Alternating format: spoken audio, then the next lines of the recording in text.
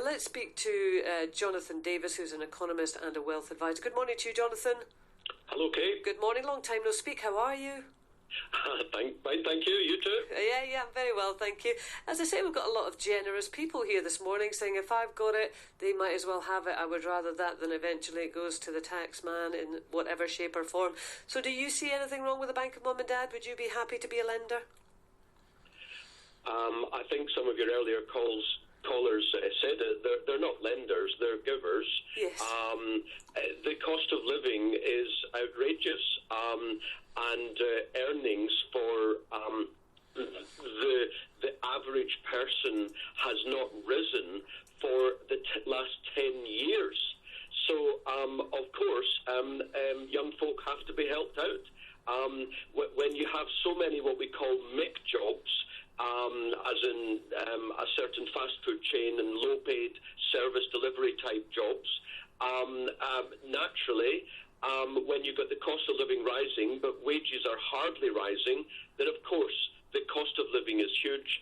So of course those who have it have to share, and that's the baby boomers, basically those around 55 to 70. They've got the money, so they're the ones who should hand it out. They have to, because the kids can't afford to live. Yeah, so it's not a case of is there anything wrong with the Bank of Mum and Dad. You would frame it more that, come on, open up the Bank of Mum and Dad. Mum and Dad, you've been fortunate, and the younger generations less so. Look, absolutely. Just think of our evolution. 2 generations ago, late 1950s, early 1960s, one person, or more like in reality, one man's salary paid and provided for a family. Now it's 2 people's salary plus huge debt that keeps the plates spinning. So yes, the world has changed over the last couple of generations. Life is so much more expensive. So the baby boomers have done exceptionally well. They complain, well, when they were in their 20s and 30s, mortgage rates were 15%.